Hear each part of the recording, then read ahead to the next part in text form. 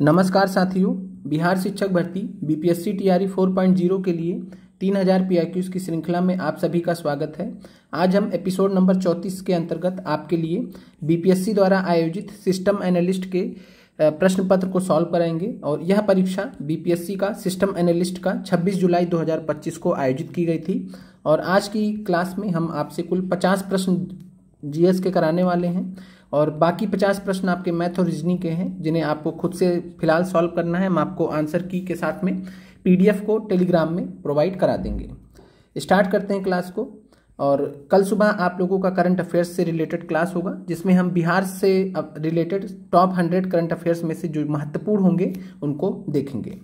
Booklet series F है और F series से ये प्रश्न हम आपको करा रहे हैं बीपीएससी का सिस्टम एनालिस्ट का। इसके अलावा हमने आपको जो इससे पहले के जो 33 एपिसोड है उसमें हमने बीपीएससी द्वारा आयोजित टीआरई के परीक्षाओं के टीआरई 1 से लेकर टीआरई 3 तक के परीक्षाओं के पेपर्स कराए हैं। इसके अलावा हमने बीपीएससी द्वारा आयोजित बहुत सारे परीक्षाओं के यहाँ पर पेपर कराए हैं। तो अगर आप नए हैं, पहली बार देख रहे हैं, तो आप प्लेलिस्ट जरूर फॉलो कर लीजिए। 3000 पीआईक्यूज का प्लेलिस्ट भी हमने यूट्यूब पर बना रखा है, लेटेस्ट प्लेलिस्ट, आप उसे फॉलो कर सकते हैं।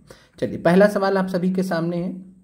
दबे हुए ठोस कचरे में कार्बनिक पदार्थ निम्न के कारण विघटित होते हैं: ऑक्सीकरण की क्रिया, सूक्ष्म जीवों की क्रिया, पानी का प्रवाह या उपरोक्त में से एक से अधिक। कमेंट कीजिएगा पहले नंबर प्रश्न में क्या राइट आंसर होगा।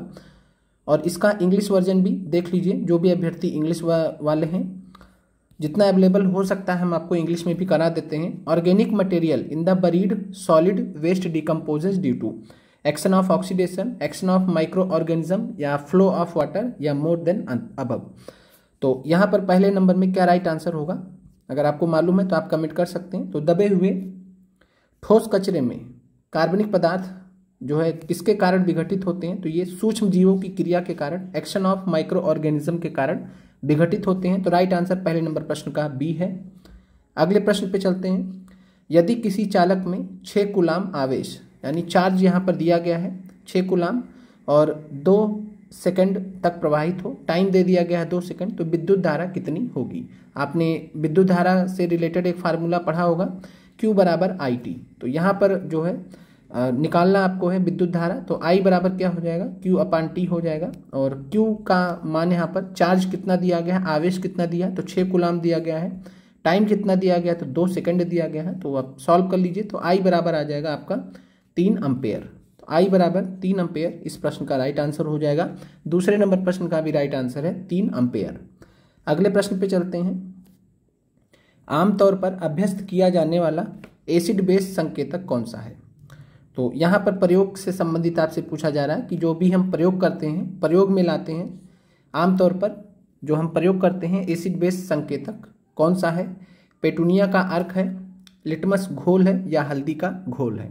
तो वैसे अगर हम बात करें तो हमने आपको एनसीईआरटी में विज्ञान के जब प्रश्न करा रहे थे, साथ में एनसीईआरटी का जब थ्योरी पोर्शन पढ़ाया था, तो दोनों में ही हमने आपसे डिस्कस किया था कि कुछ प्राकृतिक इंडिकेटर्स होते हैं जो एसिड बेस इंडिकेटर्स कहलाते हैं, और उसके अंतर्गत पेटूनिया अर्क भी आता है, लिटमस घोल भी आता है, हल्दी का घोल भी आता है, सभी आते हैं। लेकिन यहाँ पर पूछा जा रहा है आमतौर पर कॉमनली जो यूज़ किया जाता है एसिड बेस इंडिकेटर, वो होता है लिटमस सोल्यूशन। तो लिटमस सोल्यूशन यहाँ पर राइट आंसर हो जाएगा, लिटमस घोल आपका राइट आंसर हो जाएगा। तीसरे नंबर प्रश्न का इंग्लिश वर्जन देख लीजिए। Commonly used acid base indicator, तो जो कॉमनली यूज होता है उसी के बारे में पूछा है, तो इसलिए यहाँ पर आंसर आपका मोर देन 1 नहीं होगा। इस चीज़ को ध्यान रखिएगा। बाकी प्राकृतिक तीनों ही है और इसी सबके बारे में हमने आपसे एनसीईआरटी में भी डिस्कस किया है। चलिए, अगला सवाल आपका है चौथा नंबर। लोहे का शुद्धतम रूप कौन सा है। स्टील है, कच्चा लोहा है, गढ़ा लोहा है, उपयुक्त में से एक से अधिक है। तो कच्चा लोहा के लिए और गढ़ा लोहा के लिए क्या वर्ड प्रयोग किया गया एक बार देख लेते हैं। तो कास्ट आयरन और रॉट आयरन, 2 प्रकार के आयरन की यहाँ पर बात की गई है, कास्ट आयरन और रॉट आयरन। तो यहाँ पर लोहे का शुद्धतम रूप पूछा गया है, तो स्टील तो लोहे का शुद्धतम रूप नहीं हो सकता, क्योंकि ये क्या है, स्टील एलॉय है, लोहे से मिला बना हुआ एलॉय है। एलॉय तो कभी शुद्धतम रूप में हो नहीं सकता है, मिक्स होगा वो। कच्चा लोहा की बात करें, कास्ट आयरन, तो कास्ट आयरन से संबंधित हम आपको जो सबसे बेस्ट एग्जांपल है, जो आपने अपने घर में भी देखा होगा, जिनके घर में जो है गाय या भैंस है, तो आपके यहाँ चारा काटने की मशीन होगी। तो जो चारा मशीन होती है, चारा मशीन का जो स्ट्रक्चर होता है ऊपर वाला, वो जिस चीज़ का बनता है उसे हम कास्ट आयरन बोलते हैं। ठीक है, तो कास्ट आयरन का ये बना होता है चारा मशीन, मिट्टी के जैसा दिखता है। तो इस प्रकार से आप समझ सकते हैं। तो कास्ट आयरन हो गया। बाकी गढ़ा लोहा, जिसको रॉट आयरन बोलते हैं, ये लोहे का शुद्धतम रूप होता है। तो गढ़ा लोहा, रॉट आयरन लोहे का शुद्धतम रूप होता है। और आज की जो क्लास में जो भी प्रश्न हम आपको करा रहे हैं, ये सभी के सभी प्रश्न बहुत अच्छे प्रश्न हैं और ऐसे प्रश्न आपके परीक्षा में भी पूछे जा सकते हैं। चलिए आगे बढ़ते हैं। अगला प्रश्न है, प्रोटोजोआ में भोजन का पाचन निम्न में होता है। तो ये प्रश्न हमने आपको एनसीईआरटी में भी डिस्कस किया है। तो देख लीजिए क्या आंसर होगा। साइटोप्लाज्म होगा, संकुचनशील रिक्तिका होगा, या भोजन रिक्तिका होगा। इंग्लिश वर्जन भी देख लीजिए जिनको देखना हो। और ये जो सवाल है ये हमने आपको एनसीईआरटी में डिस्कस कराया है। Digestion of food in protozoa occurs in. तो यहाँ पर प्रोटोजोआ की बात किया जा रहा है। साइटोप्लाज्म होता है, कॉन्ट्रेक्टाइल वैक्यूल होता है, या फूड वैक्यूल होता है। तो आपको अगर याद हो तो हमने आपको अमीबा के बारे में पढ़ाया हुआ है। अमीबा प्रोटोजोआ होता है। हमने आपको बाकायदा पढ़ा रखा है कि अमीबा में जो भोजन का पाचन होता है वो कहाँ पर होता है, तो वो होता है खाद्य रिक्तिका में, जिसको हम फूड वैक्यूल बोलते हैं। तो राइट आंसर आपका सी हो जाएगा। अमीबा हमने आपको पढ़ाया है, तो प्रोटोजोआ पूछे तो जब अमीबा आपको मालूम है तो प्रोटोजोआ, अमीबा प्रोटोजोआ ही होता है। तो आप इस तरीके से आंसर तक पहुंच सकते थे। तब आपको विश्वास हो गया होगा कि ये प्रश्न हमने वाकई में आपको पढ़ा रखा है। तो प्रोटोजोआ में भोजन का पाचन उनमें से किसमें होता है? भोजन रिक्तिका, फूड वैक्यूल। चलिए अगले प्रश्न पे चलते हैं। डिटेल में हमने एनसीईआरटी में आपसे डिस्कस भी किया है। पराग नलिकाओं का बीजांड की ओर बढ़ना किसका उदाहरण है? जियोट्रॉपिज्म का है, केमोट्रॉपिज्म का है, या हाइड्रोट्रॉपिज्म का है? तो पराग नलिकाओं का बीजांड की ओर बढ़ना आपको बताना है। क्या होगा छठे नंबर में? एक बार इंग्लिश वर्जन इसका देख लेते हैं। तो यहां पर अगर हम बात करें, growth of pollen tubes towards ovules is an example of. तो जो पोलन ट्यूब्स होते हैं उनका जो ग्रोथ होता है, यानी वो जो बढ़ते हैं आगे एक पार्टिकुलर दिशा में ओव्यूल्स की तरफ बढ़ते हैं, और ओव्यूल्स के द्वारा कुछ जो है यहाँ पर केमिकल्स सेक्रीट किए जाते हैं, कुछ केमिकल्स रसायन सेक्रीट किए जाते हैं ओव्यूल्स के द्वारा, बीजांड के द्वारा। और ये जो पोलन ट्यूब्स होते हैं इन केमिकल्स के सिक्रीशन के वजह से उसकी तरफ अट्रैक्ट होते हैं, और ये एक हिसाब से केमोट्रोपिज्म का उदाहरण होता है। तो केमिकल सिक्रीट करता है ओव्यूल्स, तो इसलिए जो आप यहाँ पर इस तरीके से याद रख सकते हैं। तो पराग नलिकाओं का बीजांड की ओर बढ़ना, बीजांड क्या करता है? केमिकल रसायन सिक्रीट करता है, जिससे जो है पराग नलिकाएं जो है वो अट्रैक्ट होती हैं, और ये एक प्रकार से केमोट्रोपिज्म का क्लासिक एग्जाम्पल है। क्लासिक मतलब एक बहुत ही विशेष एग्जाम्पल है। तो आप इस तरीके से इसको ध्यान रख सकते हैं। 7वां नंबर प्रश्न है, पर्यावरणीय कारकों द्वारा रूपांतर वेरिएंट का चयन निम्न का आधार बनता है। ऑप्शन ए है प्रजनन प्रक्रिया का, वंशानुगत विविधताएं का, विकासवादी प्रक्रिया, या उपयुक्त में से एक से अधिक। 7वें नंबर प्रश्न में कमेंट कीजिएगा। हेरिडिटी और एंड इवोल्यूशन से रिलेटेड अच्छा प्रश्न आपसे पूछा गया है। 7वें नंबर प्रश्न की अगर हम बात करें तो पर्यावरणीय कारकों द्वारा रूपांतर या वेरिएंट का जो चयन होता है वो किसका आधार बनता है? तो ये बनता है विकासवादी प्रक्रियाओं का। राइट आंसर आपका 7 में सी हो जाएगा।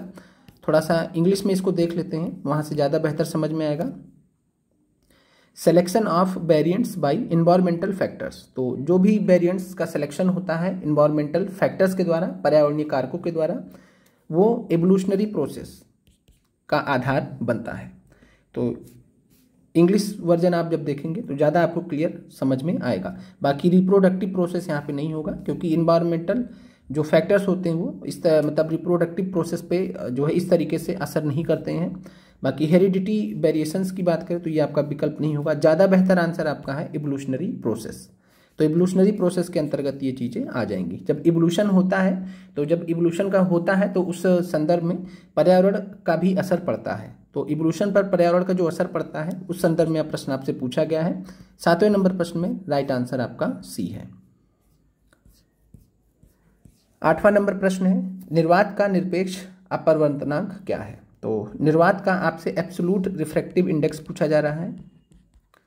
एब्सोल्यूट रिफ्रैक्टिव इंडेक्स आपसे निर्वात का वैक्यूम का पूछा जा रहा है, कितना होगा? तो एब्सोल्यूट रिफ्रैक्टिव इंडेक्स का एक फार्मूला होता है, आप इस फार्मूले से ज़्यादा बेहतर समझ पाएंगे इस प्रश्न को। तो एब्सोल्यूट रिफ्रैक्टिव इंडेक्स जिसको निरपेक्ष अपवर्तनांक कहते हैं। तो एब्सोल्यूट रिफ्रैक्टिव इंडेक्स का जो फार्मूला होता है वो होता है प्रकाश की गति माध्यम में, जो भी माध्यम दिया गया है, बटे प्रकाश की गति निर्वात में, प्रकाश की गति निर्वात में। अब चूंकि यहां पर जो माध्यम है, माध्यम ही आपका निर्वात दिया गया है, आपने प्रश्न में देखा निर्वात में पूछा गया है, तो प्रकाश की गति माध्यम और माध्यम निर्वात दिया गया है, तो प्रकाश की गति निर्वात में कितनी होती है, तो आपको मालूम है सर्वाधिक होती है 3 × 10⁸ मीटर पर सेकेंड। और प्रकाश की गति निर्वात नीचे भी वही सेम बन गया एक हिसाब से, तो 3 × 10⁸ मीटर पर सेकेंड। तो दोनों ही आपस में कट जाएंगे, तो राइट आंसर आपका क्या हो जाएगा, 1। ऊपर नीचे जो है एक दूसरे को कैंसिल आउट कर जाएंगे तो 1 बचेगा। तो आपका एब्सोल्यूट रिफ्रैक्टिव इंडेक्स, जिसका फार्मूला होता है प्रकाश की गति माध्यम में बटे प्रकाश की गति निर्वात में, चूंकि यहाँ माध्यम ही आपका निर्वात दिया गया है तो ऊपर नीचे सेम हो जाएगा, तो 1 आपका आंसर आ जाएगा। उम्मीद करते हैं प्रश्न आपको समझ में आ गया होगा। 8वें में राइट आंसर आपका सी है। चलिए अब आगे प्रश्न देखते हैं, मॉडर्न हिस्ट्री से रिलेटेड बहुत अच्छे अच्छे प्रश्न पूछे गए हैं। भारतीय कम्युनिस्ट पार्टी सीपीआई का गठन किस शहर में हुआ था। अब यहाँ पर आपसे जो है भारतीय कम्युनिस्ट पार्टी ऑफ इंडिया का गठन के बारे में आपसे पूछा जा रहा है। तो कम्युनिस्ट पार्टी ऑफ इंडिया की अगर हम बात करें तो इसकी स्थापना जो हुई थी वो हुई थी 1925 में, और 1925 में भी इसकी स्थापना हुई थी, तो ये हुई थी कानपुर शहर में।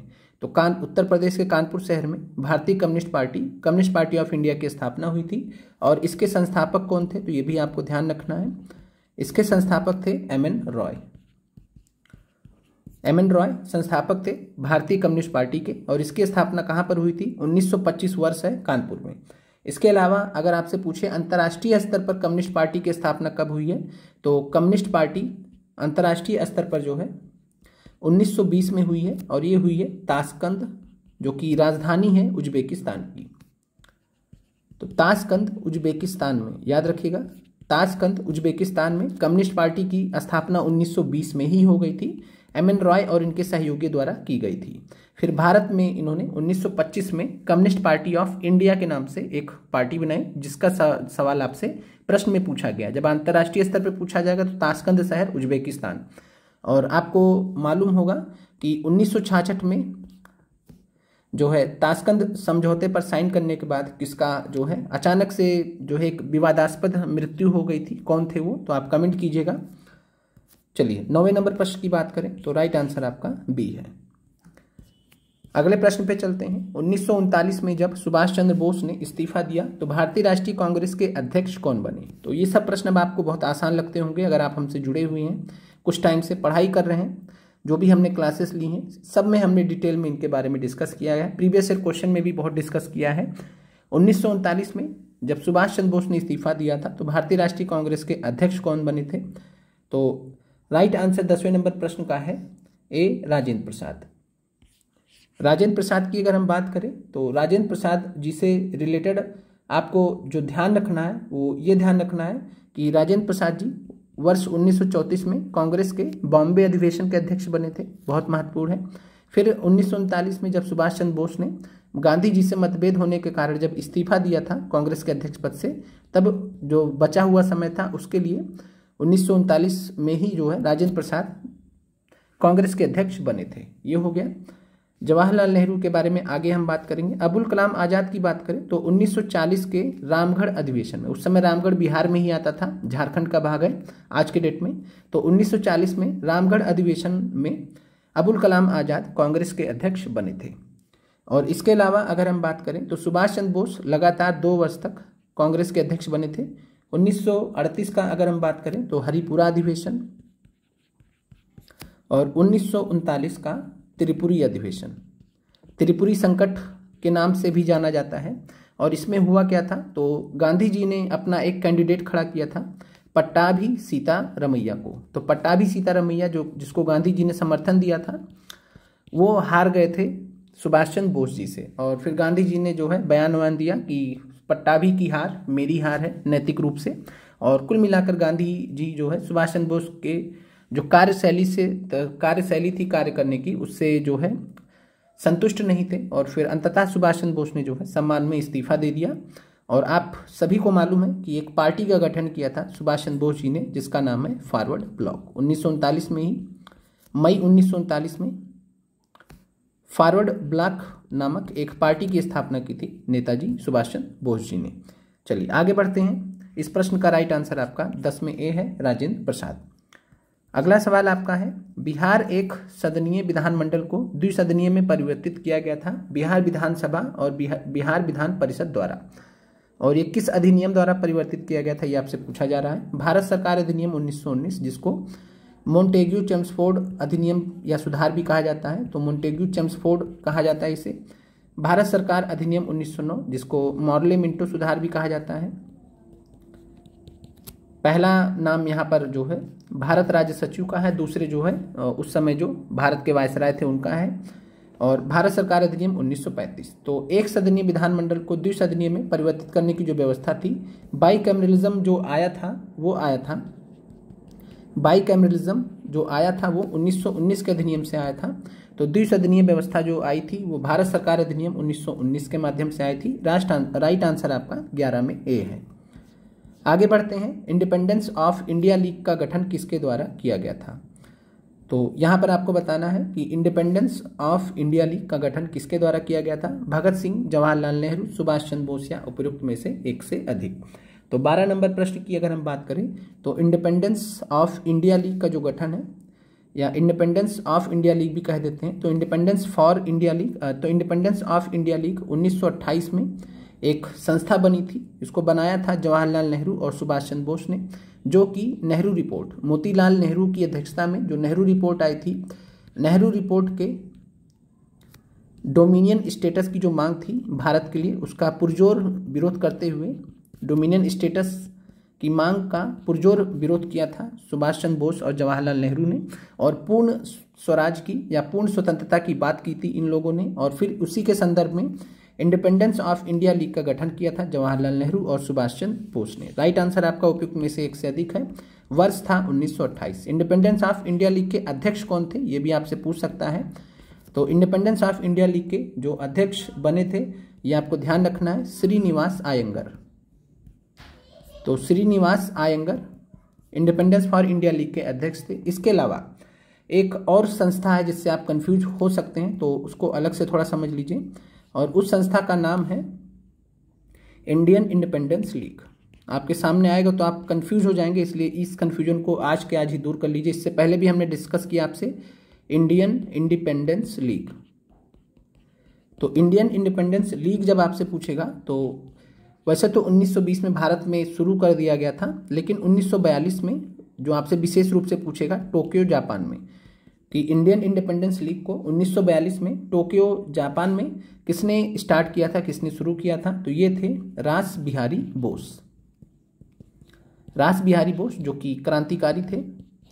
रास बिहारी बोस ने इंडियन इंडिपेंडेंस लीग 1942 में टोक्यो में शुरू किया था। ये इंडियन इंडिपेंडेंस लीग है और ये आपका इंडिपेंडेंस फॉर इंडिया लीग है या इंडिपेंडेंस ऑफ इंडिया लीग, दोनों में अंतर है। क्लियर है?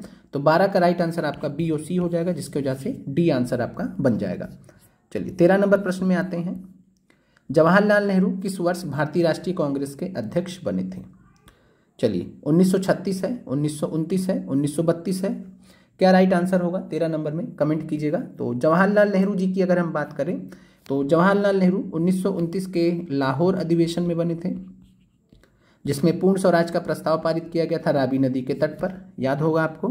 1929 है। इसके अलावा 1932 में तो नहीं थे ये।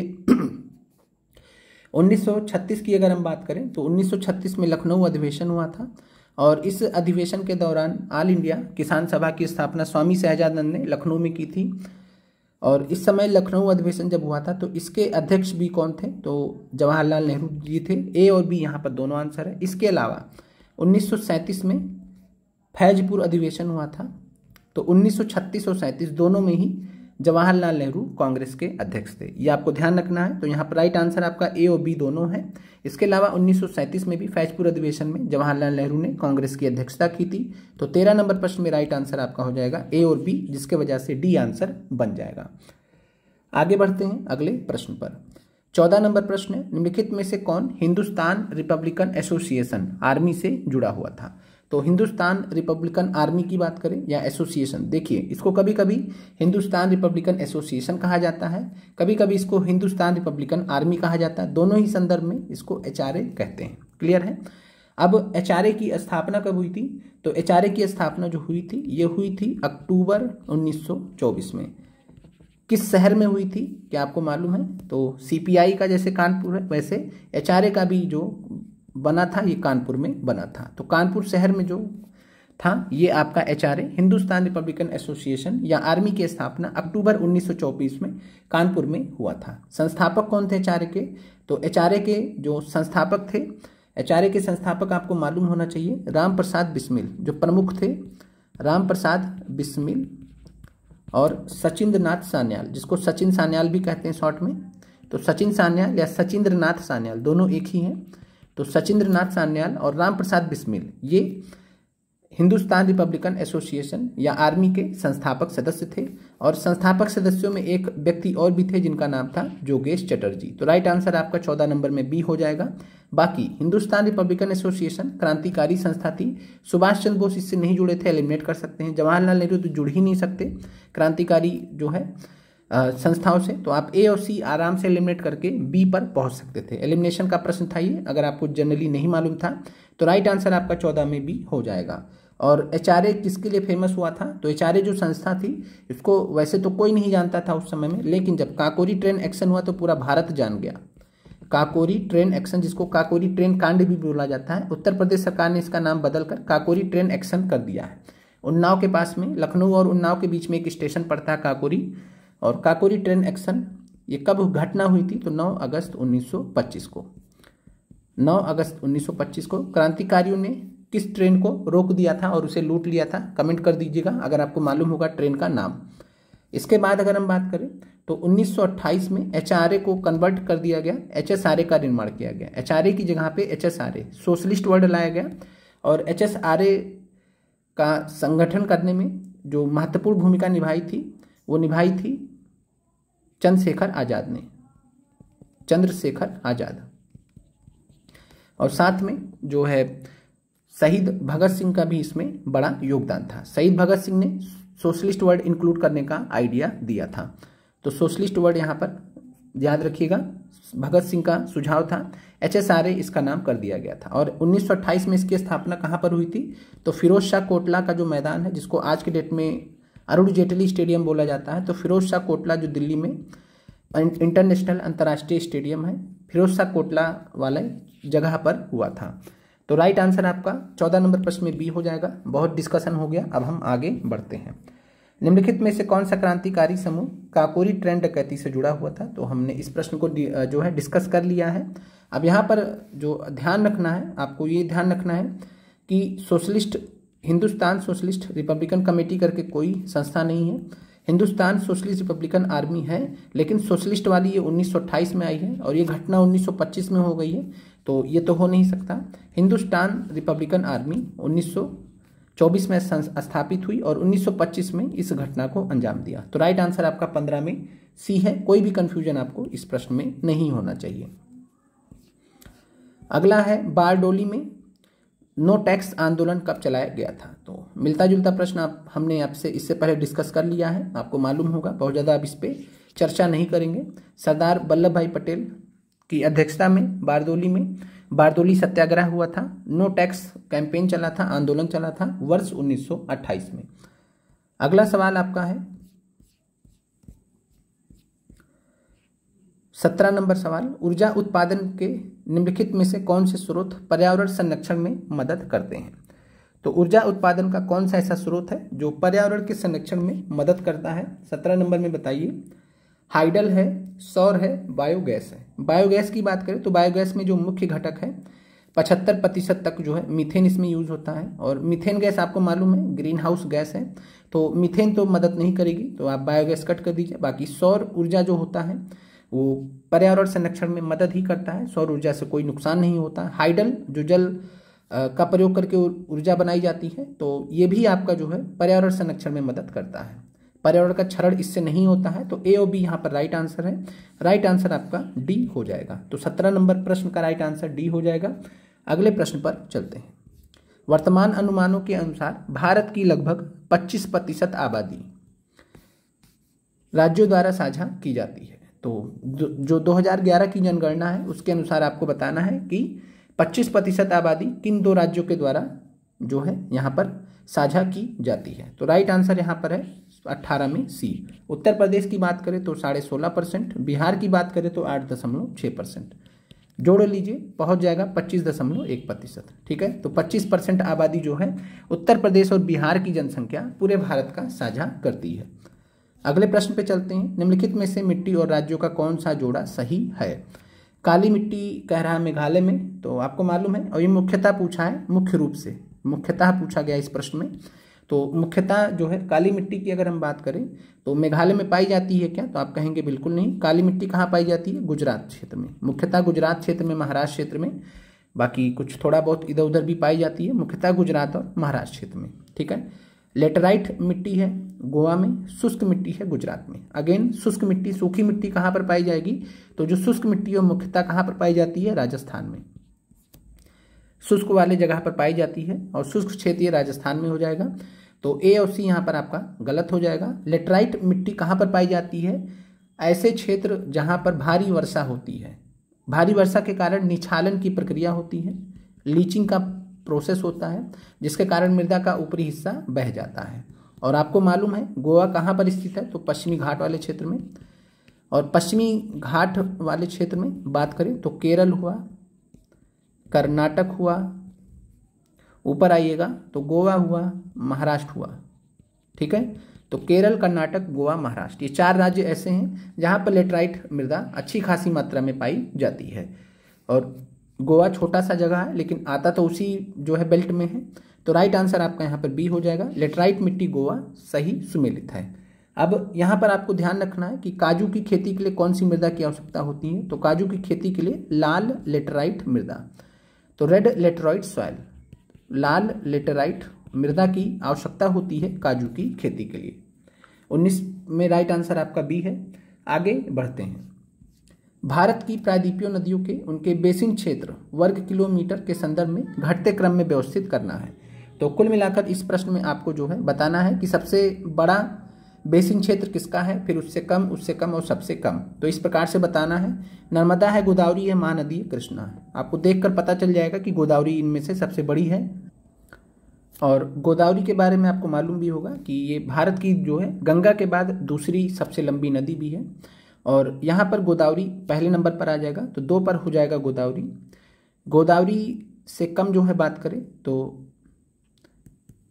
गोदावरी से कम जो है कृष्णा हो जाएगा, 4 नंबर। कृष्णा नदी आ जाएगा इसके बाद, गोदावरी के बाद। और कृष्णा नदी के बाद जो है महानदी आ जाएगा, 3 आ जाएगा। और महानदी के बाद अगर हम बात करें तो नर्मदा। तो 2, 4, 3, 1 कुछ इस प्रकार से ये व्यवस्थित होगा बेसिन क्षेत्र के हिसाब से। सबसे बड़ा बेसिन क्षेत्र इसमें दिए गए विकल्पों में गोदावरी का है, उससे छोटा कृष्णा का है, उससे छोटा महानदी का है, और उससे भी छोटा नर्मदा नदी का है। नर्मदा नदी का बेसिन क्षेत्र सबसे कम क्यों है? क्योंकि नर्मदा नदी रिफ्ट घाटी, भ्रंश घाटी में बहती है, और भ्रंश घाटी में बहने के वजह से इसका बेसिन क्षेत्र जो है बहुत ज़्यादा बड़ा नहीं हो पाया है। इस प्रकार से आप जो है इस प्रश्न को समझ सकते हैं। नर्मदा का सबसे छोटा बेसिन क्षेत्र इसीलिए है। बेसिन क्षेत्र का मतलब होता है कि अगर ये मुख्य नदी बह रही है तो इसमें जो भी जो है सहायक नदियाँ आकर मिल रही हैं, ये जो पूरा क्षेत्र होता है इसे हम बेसिन क्षेत्र कहते हैं। क्लियर है? इस तरीके से आपको समझना है। तो गोदावरी का सबसे बड़ा है, देन कृष्णा है। तो राइट आंसर आपका हो जाएगा 20 नंबर प्रश्न की अगर हम बात करें तो 20 नंबर प्रश्न में राइट आंसर आपका बी हो जाएगा, 2, 4, 3, 1। अगले प्रश्न पे चलते हैं। भारत के बॉक्साइट भंडार मुख्य रूप से कहाँ पाए जाते हैं? अगर आप इस प्रश्न को एलिमिनेट करते हैं तो विकल्प तक पहुंच जाएंगे, अगर नहीं भी मालूम है तब भी। भारत के बॉक्साइट भंडार की अगर हम बात करें तो बॉक्साइट जो है मुख्यतः उड़ीसा में पाया जाता है। और बाबा बुदान की पहाड़ियों की बात करें तो एलिमिनेट कर लीजिए। बाबा बुदान की जो पहाड़ियां हैं चिकमंगलूर जिले में है, कर्नाटक में। तो बाबा बुदान की जो पहाड़ियां हैं वो कॉफ़ी के लिए फेमस हैं, भारत में कॉफ़ी के उत्पादन के लिए फेमस है। इसके अलावा लौह भंडार यहाँ पर पाए गए हैं, तो लौह भंडार के लिए फेमस है। तो कॉफ़ी और लौह भंडार के लिए बाबा बुदान की पहाड़ियाँ फेमस हैं बक्साइट भंडार तो नहीं हो सकता। बैलाडीला पर्वतमाला हमने आपको एनसीईआरटी में पढ़ाया हुआ है कि बैलाडीला जो माइन है वो कहाँ पर है, छत्तीसगढ़ में। बाबा बुदान की पहाड़ियाँ कर्नाटक में है, बैलाडीला की पहाड़ियाँ छत्तीसगढ़ में है। तो छत्तीसगढ़ में बैलाडीला की जो पहाड़ियाँ हैं ये हेमेटाइट लौह अयस्क के लिए फेमस हैं। हेमेटाइट लौह अयस्क के लिए फेमस है। तो 2 आपका एलिमिनेट हो गया, 1 बचा मैकाल पहाड़ियाँ। तो क्लियर हो गया आपको, मैकाल पहाड़ियाँ इस प्रश्न का राइट आंसर है। तो भारत के बॉक्साइट भंडार मुख्य रूप से मैकाल पहाड़ियों में पाए जाते हैं दिए गए विकल्पों के अनुसार। बाकी वैसे उड़ीसा जो है सबसे ज़्यादा फेमस है।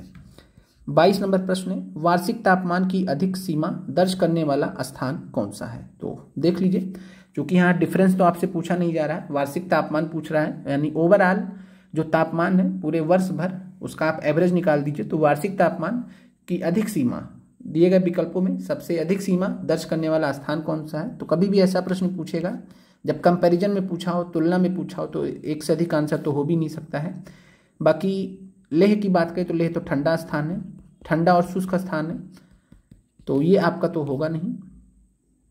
दिल्ली की बात करें और जोधपुर, तो जोधपुर आपको पता है राजस्थान वाले जो है शुष्क भाग में पड़ता है, और जोधपुर यहाँ पर वार्षिक तापमान की अधिक सीमा दर्ज करने वाला स्थान हो जाएगा। अगर आप दिल्ली और जोधपुर में कंपेयर करेंगे तो ज़्यादा गर्म स्थान कौन सा है, जोधपुर है, इसमें आपको कोई डाउट नहीं होगा। इसके अलावा एक सवाल है जो अभ्यर्थियों को बहुत कंफ्यूज करता है, हालांकि जिन्होंने हमारा एनसीईआरटी का एमसीक्यू सीरीज देख रखा है आपको कंफ्यूजन नहीं होना चाहिए। अगर आपसे पूछता है कि जो है भारत का सबसे शुष्कतम स्थान क्या है, अगर आपको विकल्प में लेह दिया है लेकिन आपको जो है जैसलमेर नहीं दिया है, तब आपका आंसर लेह हो जाएगा। अगर आपको जो है लेह और जैसलमेर दोनों दिया है, तब उस केस में आपका जैसलमेर आंसर हो जाएगा।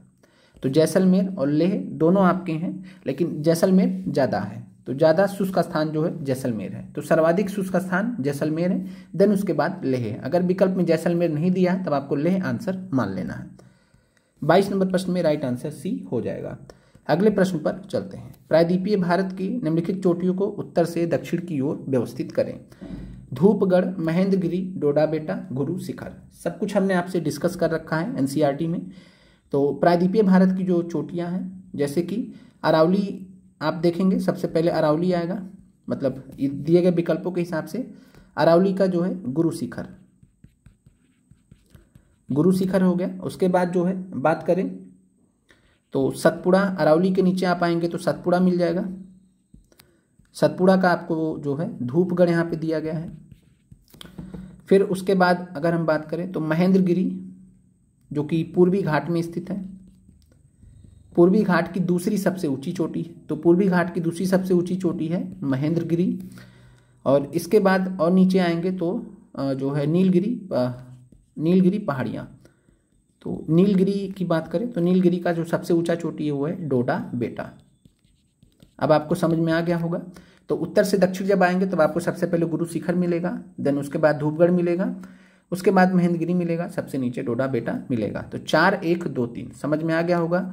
अरावली का सबसे ऊंचा चोटी गुरु शिखर है, सतपुड़ा का सबसे ऊंचा चोटी धूपगढ़ है, पूर्वी घाट का जो है सबसे ऊंचा चोटी महेंद्रगिरी नहीं है, महेंद्रगिरी दूसरा सबसे ऊंचा चोटी है पूर्वी घाट का। नीलगिरी का सबसे ऊंचा चोटी डोडा बेटा है। क्लियर है। इसके अलावा अगर हम बात करें तो आपको कमेंट करके बताना है विंध्य पर्वत श्रेणी भी सतपुड़ा के ऊपर मिल जाएगा, अरावली और सतपुड़ा के बीच में। तो विंध्य पर्वत श्रेणी का सबसे ऊंचा चोटी कौन सा है। चलिए आगे बढ़ते हैं। 23 नंबर प्रश्न का आंसर आपको क्लियर हो गया होगा। तो 23 नंबर प्रश्न में राइट आंसर 4 1 2 3 है। आगे बढ़ते हैं। निम्नलिखित में से कौन सा वन्यजीव अभ्यारण्य भारत में सबसे पूर्वी है। अब दिए गए विकल्पों में से आपको चुनना है। कभी भी ये वर्ड आपको दिख जाए निम्नलिखित, तो आपको दिए गए विकल्पों में से विचार करना है। ये नहीं विचार करना है कि सबसे किनारे तो कोई और भी है, दिए गए विकल्पों में आपको चुनाव करना है। तो कौन सा वन्यजीव अभ्यारण्य जो भारत में सबसे पूर्वी है। मानस की बात करें तो अगर आपने जो है ब्रह्मपुत्र नदी का जो मैप है वो देखा है तो उसमें आप देखते हैं कि मानस जो है पहले पड़ता है, और जो है जो काजीरंगा है, काजीरंगा ब्रह्मपुत्र नदी के किनारे है। और यहाँ पर अगर हम बात करें रणथंभौर तो राजस्थान में बहुत पश्चिम में हो जाएगा। तो पूर्वी में भी बात करें तो मानस, और मानस के बाद आपका काजीरंगा, काजीरंगा ज़्यादा पूरब में है, तो राइट आंसर आपका यहाँ पर हो जाएगा काजीरंगा है। बाकी भारत में सबसे पूर्वी वन्यजीव अभयारण्य कौन सा है, अगर आपको मालूम है तो कमेंट कर दीजिएगा। चलिए 24 नंबर आपका हो गया। अब आते हैं 25 नंबर सवाल पर। संविधान सभा का अंतिम सत्र कब आयोजित किया गया था? कमेंट कीजिए 25 नंबर का सवाल पॉलिटी से रिलेटेड। तो संविधान सभा का अंतिम सत्र कब आयोजित किया गया था? 14 नवंबर 1949 को, 26 जनवरी 1950 को, या 24 जनवरी 1950 को? कब हुआ था संविधान सभा का अंतिम सत्र? तो संविधान सभा का जो अंतिम सत्र था ये कब हुआ था? ये हुआ था 24 जनवरी 1950 को। और आपको मालूम है 24 जनवरी 1950 को जो है क्या क्या हुआ था, किसको किसको किस किस चीज़ों को स्वीकृति दी गई थी, अगर आपको मालूम है तो कमेंट कर दीजिए। फिर अंततः 26 जनवरी 1950 को संविधान को पूरे देश में लागू कर दिया गया था। 24 जनवरी 1950 में किन किन चीज़ों की स्वीकृति संविधान सभा द्वारा दी गई थी, कमेंट कीजिएगा अगर आपको मालूम है तो। चलिए अगले नंबर सवाल पे चलते हैं। 25 नंबर सवाल का राइट आंसर सी है। और ये चीज़ें हमने आपको पढ़ा रखी है जो हम आपसे पूछ रहे हैं, ऐसा नहीं कि हमने नहीं पढ़ाया फिर भी आपसे पूछ रहे हैं, हमने आपको पढ़ाया हुआ है इसीलिए आपसे पूछ रहे हैं। तो उम्मीद करते हैं कि आप इसका उत्तर जरूर देंगे। बहुत लोग क्या करते हैं, इग्नोर कर देते हैं, छोड़ देते हैं, लेकिन आपको नहीं ध्यान आ रहा, पढ़ा है फिर भी नहीं ध्यान आ, तो गूगल कर लीजिए सिंपल सा कि 24 जनवरी 1950 को आखिर में क्या हुआ था। नहीं फिर आगे कल का सवाल आ जाएगा तो फिर आप याद करिएगा, याद ही नहीं आएगा कि क्या था। ठीक है, तो थोड़ा सा आप इस चीज़ को लेकर सीरियस रहा कीजिए जब कुछ भी पूछा जाए, तो इसीलिए पूछा जाता है कि आपका रिवीजन हो जाए। चलिए राष्ट्रपति के द्वारा राज्यसभा हेतु कितने सदस्य मनोनीत किए जाते हैं? तो नॉमिनेट कितने सदस्य किए जाते हैं राज्यसभा के लिए? जैसे सचिन तेंदुलकर को कभी राज्यसभा के लिए जो है राष्ट्रपति के द्वारा मनोनीत किया गया था, और 12 लोगों को मनोनीत किया जाता है कुल मिलाकर। तो राइट आंसर आपका सी है 26 नंबर प्रश्न का। अगले प्रश्न पर चलते हैं। बाकी ओवरऑल जो स्ट्रेंथ है 250 है राज्यसभा का, जिसमें से 238 का चुनाव होता है, बाकी 12 जो है ये मनोनीत होते हैं। क्लियर है, आगे बढ़ते हैं। भारत के संविधान का अनुच्छेद 1 भारत को क्या घोषित करता है? टीआरई में पूछा गया सवाल ये भी है। तो भारत का जो संविधान है अनुच्छेद 1 भारत को क्या घोषित करता है? तो अगर आपने पढ़ा है तो आर्टिकल 1 में लिखा है India that is Bharat shall be the union of states, राज्यों का एक संघ होगा। इंडिया, दो नाम भारत के दिए गए हैं, इंडिया और Bharat. India that is Bharat shall be a union of state, तो यूनियन ऑफ स्टेट की संज्ञा दी गई है, यानी राज्यों का एक संघ होगा। तो 27 नंबर प्रश्न में राइट आंसर आपका सी हो जाएगा, और ये अनुच्छेद 1 में चर्चा किया गया है। चलिए मीडिया का बहुवचन यहाँ पर क्या है? तो आयोग भी कभी कभी जो है आपसे मजाक करता है, तो मजाक के संदर्भ में इस प्रश्न को लीजिएगा। बाकी परीक्षा दृष्टि से जो है आप हिंदी के लिए आप मान सकते हैं कि जो हिंदी क्वालिफाइंग है वहाँ आपका इस प्रकार का प्रश्न आ सकता है। तो मीडिया की बात करें तो मीडिया जो है जो सोशल मीडिया जैसे होता है, तो सोशल मीडिया जैसे होता है या प्रिंट मीडिया हुआ, इलेक्ट्रॉनिक मीडिया हुआ, तो उसकी बात यहाँ पर की जा रही है। तो ये ऑलरेडी बहुवचन में है। अगर आपसे पूछा जाए कि जो है मोदी जी की रैली है बिहार में गया में और मीडिया वाले आए हैं, तो इसका मतलब है ना कि एक ही बंदा आएगा मीडिया में से, यानी जो कोई भी मीडिया का होगा सब आए होंगे, उनकी बात की जा रही है। तो ये ऑलरेडी बहुवचन में है। चलिए मजाक खत्म हुआ, आगे बढ़ते हैं। चलिए अगला सवाल आपका है, गढ़ा कटंगा नामक साम्राज्य था। तो 29 नंबर सवाल जो है थोड़ा एंशिएंट हिस्ट्री से रिलेटेड है। टीजीटी पीजीटी इतिहास के जो भी अभ्यर्थी हैं, इक्का दुक्का सवाल है, देख लीजिए। ये गोंड साम्राज्य से संबंधित था। तो गढ़ा कटंगा साम्राज्य जो है गोंड से रिलेटेड था। 29 में ए हो जाएगा। कायस्थ एक जाति है। चलिए थोड़ा सा पर्सनल ले लीजिए इस सवाल को, जो है आराम से इस प्रश्न को कर सकते हैं। जो भी इस जाति से लोग होंगे या इस क्लास को देख रहे होंगे तो आपको मालूम होगा कि मुंशी और सचिवों की जो जाति है वो कायस्थ जाति, जिनको सिंपली जैसे लाला जी बोला जाता है, तो कायस्थ जाति यहाँ पर मुंशी और सचिव जी की हो जाएगी। तो राइट आंसर आपका यहाँ पर सी हो जाएगा। 30 नंबर प्रश्न का राइट आंसर सी हो जाएगा। चलिए अगले प्रश्न पे चलते हैं। केप ऑफ गुड होप किसके समीप स्थित है? हमने आपको पढ़ा रखा है कि केप ऑफ गुड, जब वास्को डी गामा चला था अपने घर से चाय पानी पीकर, तो वास्को डी गामा कहाँ पहुँचा था? अपने घर से जब चला था तो वो जो है अफ्रीका का जो सबसे निचला बिंदु है वहाँ पर पहुँचा था। और ये दक्षिण अफ्रीका का भाग है, दक्षिण अफ्रीका का भाग है। और ये जैसे आप भारत के संदर्भ में कन्याकुमारी पढ़ते हैं, कन्याकुमारी मुख्य भूमि का सबसे दक्षिणतम बिंदु है, वैसे ही जो है अफ्रीका महाद्वीप का सबसे निचला जो बिंदु है जिसको हम केप ऑफ गुड होप कहते हैं, यहीं पर पहुंचा था वास्को डी गामा, जहां पर उसको मिला गुजरात का एक व्यापारी। उसने बोला चलो तुमको ले चलते हैं भारत और तुम जो है समुद्री रास्ते से भारत की खोज कर लेना। तो केप ऑफ गुड होप पहुंचा था, यहाँ से देन जो है भारत पहुंचा था, कालीकट जो है पहुंचा था वास्को डी गामा। तो केप ऑफ गुड होप की बात करें तो ये दक्षिण अफ्रीका के समीप स्थित है। राइट आंसर आपका बी हो जाएगा। क्लियर है, आसान सवाल है अगर आपको जो है वास्को डी गामा के बारे में पता रहा हो। चलिए झूम खेती चलिए यहाँ पर की जाती होगा, अब क्या बताएं, बीपीएससी इस लेवल पे चला गया है कि शब्द का प्रयोग भी करना उचित नहीं होगा, लेकिन अब क्या बताएं, आयोग तो आयोग है, महान है। और झूम खेती यहाँ पर जो है किन क्षेत्रों में की जाती है, पर्वतीय वन क्षेत्रों में, मरुस्थलीय क्षेत्रों में, हिमालयन क्षेत्रों में, एक से अधिक। ये प्रश्न आपको कंफ्यूज कर सकता है। अब यहाँ पर आप ध्यान से देखिएगा कि मरुस्थलीय क्षेत्र तो होगा नहीं, अब हिमालय क्षेत्र पर्वतीय वन क्षेत्र में आप जो है कंफ्यूज होंगे। तो आयोग ने इस प्रश्न का जो राइट आंसर माना है पर्वतीय वन क्षेत्रों में। कहने का मतलब ये है कि जो झूम खेती होती है उसके लिए हिमालय क्षेत्र होना अनिवार्य नहीं है, जैसे कि आप जम्मू कश्मीर में हुआ, हिमाचल प्रदेश में हुआ, वहाँ से झूम खेती के बारे में आप नहीं सुनते। कहाँ सुनते हैं, नॉर्थ ईस्ट वाले स्टेट्स में। तो नॉर्थ ईस्ट स्टेट्स जो हैं मुख्यतः वो झूम खेती के लिए फेमस है। इसके अलावा जो प्रायद्वीपीय भारत है वो भी झूम खेती के लिए प्रसिद्ध है, हमने आपसे डिटेल में चर्चा किया है एनसीईआरटी में, ठीक है। तो जो पर्वतीय वन क्षेत्र हैं नॉर्थ ईस्ट स्टेट के, वो आपका झूम खेती के लिए फेमस है। तो राइट आंसर यहाँ पर हिमालय और पर्वत जब चुनने में आएगा तो आप पर्वतीय वन क्षेत्र चुनिएगा, ये ज़्यादा बेहतर आंसर है। बाकी बीपीएससी ने भी यही आंसर माना है। कन्फ्यूजन हुआ होगा इस प्रश्न में। चलिए अगला सवाल आपका है 33 नंबर सवाल है, केंद्रीय भवन संस्थान अनुसंधान CBRI कहाँ पर स्थित है। तो केंद्रीय भवन संस्थान अनुसंधान की बात करें तो ये जो है उत्तराखंड में रुड़की में स्थित है। तो उत्तराखंड के रुड़की में स्थित है।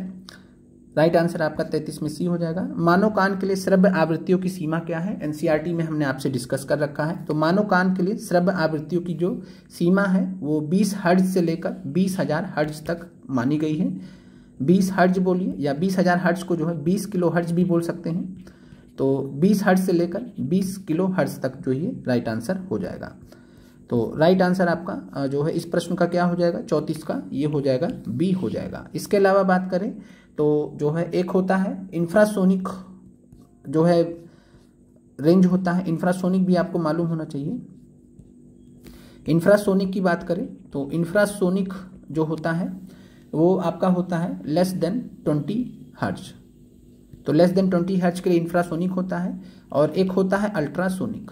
तो अल्ट्रासोनिक की अगर हम बात करें तो ये 20 किलो हर्ट्ज से ऊपर होता है। तो 20 किलो हर्ट्ज से जो ऊपर का फ्रीक्वेंसी होता है, ऑडियो रेंज होता है, वो अल्ट्रासोनिक में जाता है। और 20 हर्ट्ज से जो कम जाता है उसको हम इंफ्रासोनिक कहते हैं। तो कम से ज़्यादा की तरफ बढ़ेंगे तो पहले इंफ्रासोनिक आएगा, देन मानव का जो रेंज है वो आएगा, फिर उसके बाद अल्ट्रासोनिक आएगा। एनसीईआरटी में हमने आपसे डिस्कस कर रखा है डिटेल में।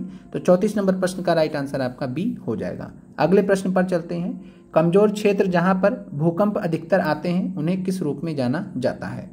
चलिए विस्फोटक क्षेत्र होते हैं, भूकंपीय क्षेत्र होते हैं, या टेक्टिक क्षेत्र होते हैं। एक बार 35 का इंग्लिश वर्जन देख लेते हैं क्या दिया गया है। तो यहाँ पर चलिए ठीक है, टेक्टिक ही दिया, हमें लगा टेक्टोनिक तो नहीं दिया है। चलिए क्लियर है। 35 नंबर सवाल पर आइए।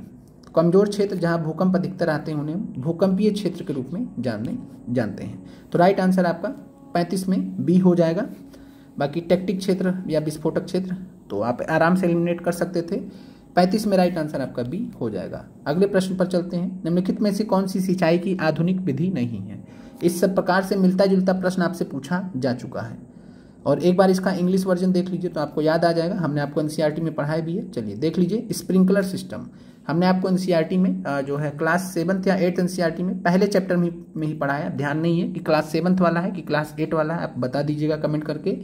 ड्रिप सिस्टम और स्प्रिंकलर सिस्टम हमने आपको पढ़ाया है कि ये मॉडर्न मेथड है इरिगेशन के। लीवर सिस्टम आपको मालूम है कि ये हमने आपको नहीं पढ़ा है इसमें। और ये हमने आपको जो है कुछ और जो ट्रेडिशनल मेथड पढ़ाए थे इसी चैप्टर में, जिसके अंतर्गत जो है राहट और मोठ, आपको याद होगा राहट और मोठ व्यवस्था के बारे में हमने पढ़ाया, जो कि परंपरागत रूप से जो है ये सिंचाई के साधन है राहट और मोठ, उसमें लीवर का प्रयोग किया जाता है। तो लीवर सिस्टम जो है ये आपका मॉडर्न मेथड नहीं है, आधुनिक मेथड नहीं है। राइट आंसर 36 में ए हो जाएगा। चलिए अगले प्रश्न पर चलते हैं। 36 नंबर प्रश्न के बाद जो है आते हैं प्रश्न संख्या 37 पर। किण्वन की प्रक्रिया की खोज किसने की थी? Fermentation process of fermentation was discovered by. तो किण्वन की प्रक्रिया, ये भी हमने आपको एनसीईआरटी में पढ़ा रखा है। लुईस पास्चर ने फर्मेंटेशन की प्रक्रिया की खोज की थी। इसके अलावा एडवर्ड जेनर को प्रतिरक्षा विज्ञान का जनक कहा जाता है।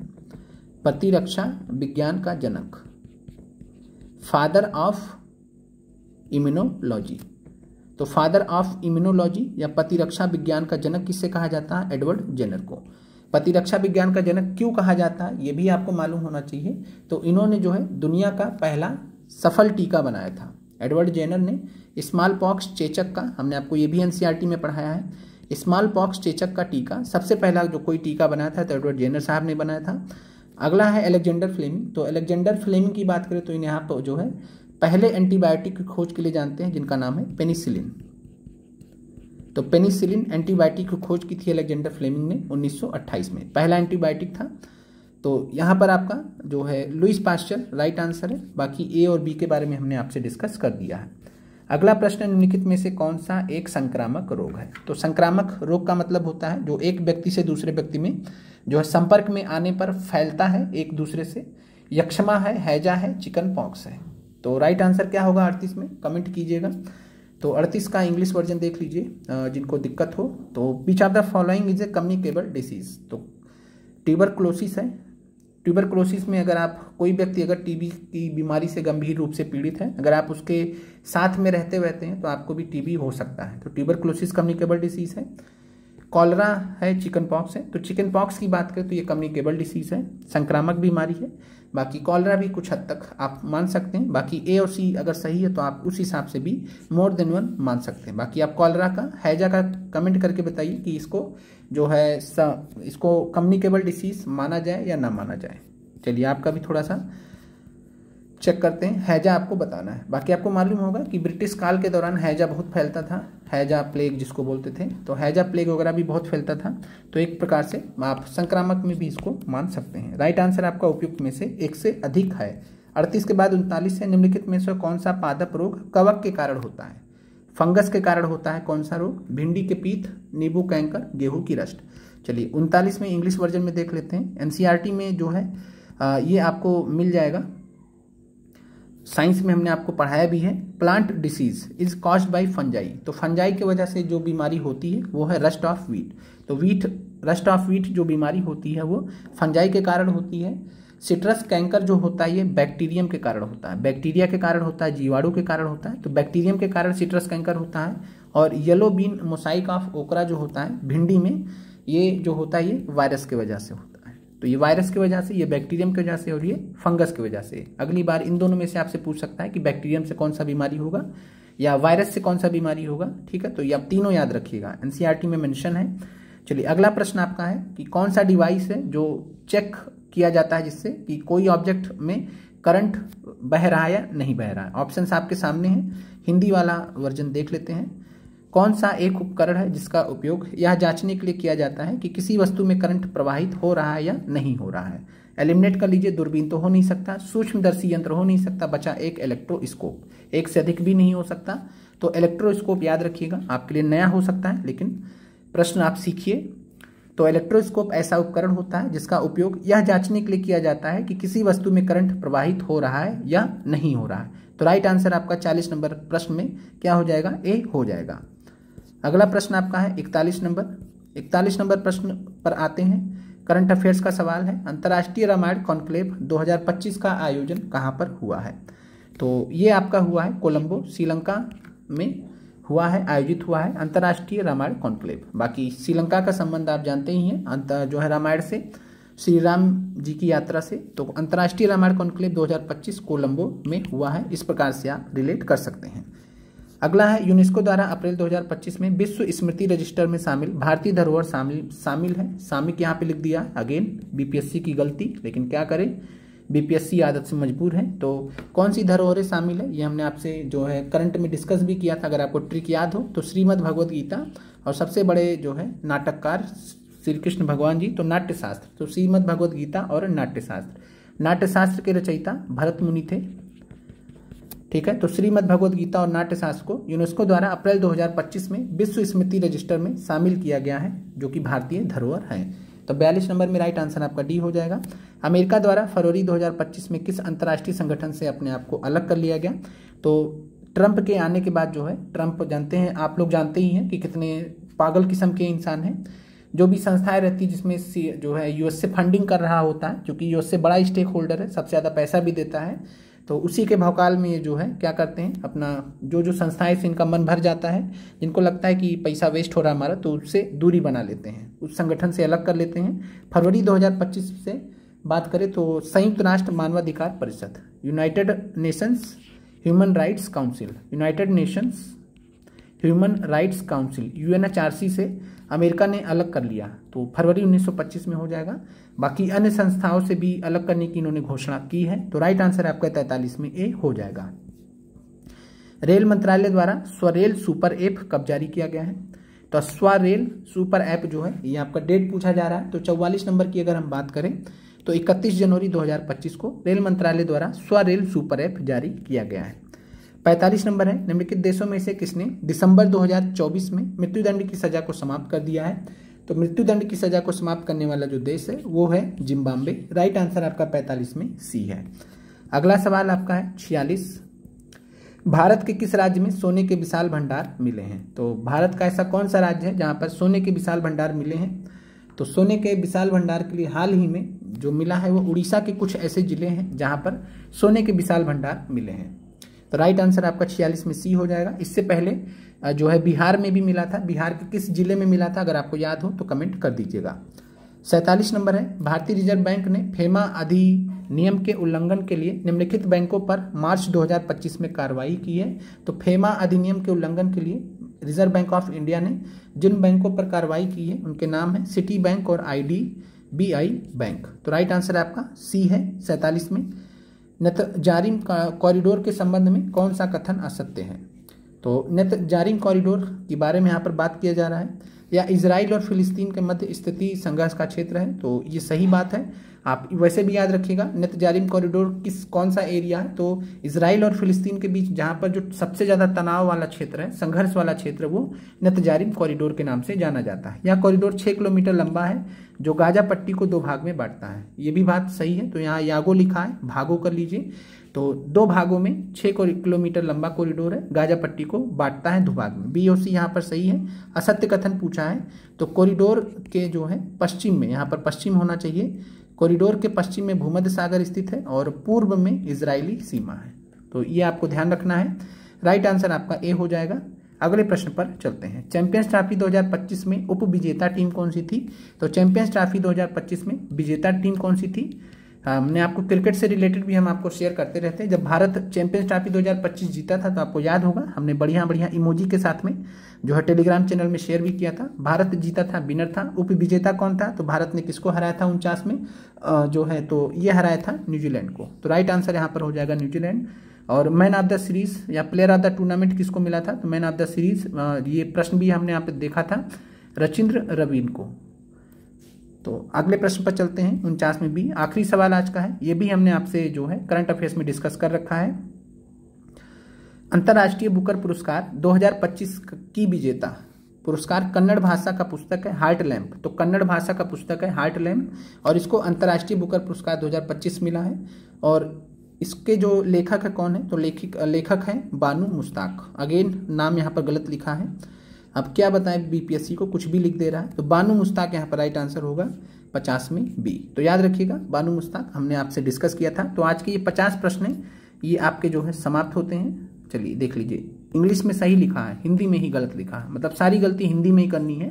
चलिए तो 50 नंबर में डी आंसर हो जाएगा। और थोड़ा सा इस सब चीज़ों को लेकर सतर्क भी रहा करिए। एक हम आपको एग्जाम्पल बताते हैं, जो है ऐसे एक प्रश्न आया था जो है BPSC में TRE 3 में एग्जाम में शायद 6 से 8 मैथ साइंस वाले में पूछा गया था। तो 6 से 8 मैथ साइंस में साइंस वाले पोर्शन में पूछा गया था। अब उस प्रश्न का उत्तर जो था वो था जूल, अब हिंदी में लिखा था जॉल। अब जो हमारे बगल एक अभ्यर्थी बैठे थे तो उन्होंने हमसे पूछा कि इस प्रश्न का उत्तर क्या होगा? तो हमने बोला जूल तो है यार, इतना आसान प्रश्न क्यों नहीं कर पा रहे हो? तो बोला कि हमारे विकल्प में ही नहीं है। तो हमने कहा दिखाओ। तो जब उन्होंने दिखाया तो उनमें जॉल लिखा था। बिहार के ही थे वो, तो जॉल लिखा था तो हमने उसका इंग्लिश वर्जन मैच कराया सामने से, तो वहाँ जूल लिखा था तो हमने बोला कि जॉल को ही टिक कर दो। बीपीएससी कई बार गलती कर देता है, आपको करना क्या है, आपको इंग्लिश वर्जन करना है, ठीक है। बाकी इस प्रश्न से आपको ये सीखने को नहीं मिला है कि आप बगल वाले को बताने जाइए, आप अपने ऊपर फोकस कीजिए, ठीक है। चलिए, तो ये आपको ध्यान रखना है, बहुत गलती करता है। अब यहाँ पर आप जो प्रश्न है वो देख लीजिए, आप इन सब प्रश्नों को सॉल्व कर लीजिएगा। हम आपको टेलीग्राम में लिंक जो है PDF शेयर कर देंगे, बाकी आप लोग देख लीजिएगा, सॉल्व कर लीजिएगा। इसमें ज़्यादातर प्रश्न आपके काम के हैं, मैथ रीजनिंग के प्रश्न हैं, और कोई प्रश्न जो आपके काम का नहीं है तो लगे हाथ हम आपको जो है देख के बता देते हैं, ठीक है। चलिए देख लेते हैं, जो प्रश्न आपके काम के नहीं होंगे वो हम आपको लगे हाथ बता देते हैं। कुछ प्रश्न हो सकता है टफ भी हो आपके, बाकी देख लेते हैं। एक दो प्रश्न हमको वैसे दिखा था जिसमें ट्रिग्नोमेट्री से रिलेटेड शायद सवाल था, तो वो आपके काम का नहीं है, वो आपका 6 से 8 में जो है मैथ में पूछा जाता है। तो बाकी आप मैक्सिमम सवाल इसमें आपके काम के हैं, तो आप देख लीजिएगा, सॉल्व कर लीजिएगा, बाकी आंसर की सबसे लास्ट में आपको मिल जाएगा, ठीक है। और यहाँ पर जो है आते हैं 91 नंबर सवाल पे। जैसे ये सवाल आपके काम का नहीं है, छोड़ दीजिएगा, PRT वाले आपका काम के नहीं है। इक्विलेटरल ट्रायंगल का आपसे पूछा भी गया पहले भी, ये आपके काम का है। चलिए हिंदी में बता देते हैं देख के। और 92 भी आपके काम का है, और 93 भी आपके काम का, 91 आपका काम का नहीं है। चलिए पाई चार्ट के सवाल आपसे पूछे जा सकते हैं, अभी तक नहीं पूछे गए लेकिन पूछे जा सकते हैं। 95 की बात करें, प्रोबेबिलिटी से भी सवाल आपसे पूछे जा सकते हैं, एटलीस्ट वन हेड, ये सब। चलिए AP का सवाल है, तो AP का सवाल आपसे नहीं पूछा जाएगा, ये 6 से 8 मैथ साइंस के लिए है, ये भी छोड़ दीजिएगा। चलिए 97 देख लीजिएगा, 98 भी आपके काम का है। चलिए ये आपका जो है 6 से 8 मैथ साइंस के लिए जनरली ये सवाल है, बाकी सॉल्व करना होगा तो कर लीजिएगा। 100 नंबर सवाल आपका 6 से 8 मैथ के लिए है, तो 6 से 8 मैथ के लिए ट्रिग्नोमेट्री का सवाल है। ये कुछ क्वेश्चन से आप इसे छोड़ दीजिएगा, बाकी सवाल आप कर लीजिएगा। क्लियर है? कमेंट कर दीजिएगा क्लास आपको आज की कैसी लगी। आप लोग का देखने के लिए धन्यवाद। बाकी यहाँ पर सेट F से मैच कर लीजिएगा, ये जो सेट F है इससे मैच कर लीजिएगा आंसर, ठीक है। और ये प्रश्न के स्टार्टिंग में E दिया है, तो ये आप थोड़ा सा बचिएगा, ठीक है, नहीं पता लगे आपको ऐसा आभास हो जाए कि ये जैसे यहाँ पर E लिखा है तो आपको ये ना लगे कि E सेट है, सेट नंबर F है ये, तो F में मैच कीजिएगा, ये कहने का मतलब है। चलिए मिलते हैं कल सुबह आपसे बिहार करंट अफेयर्स के साथ में।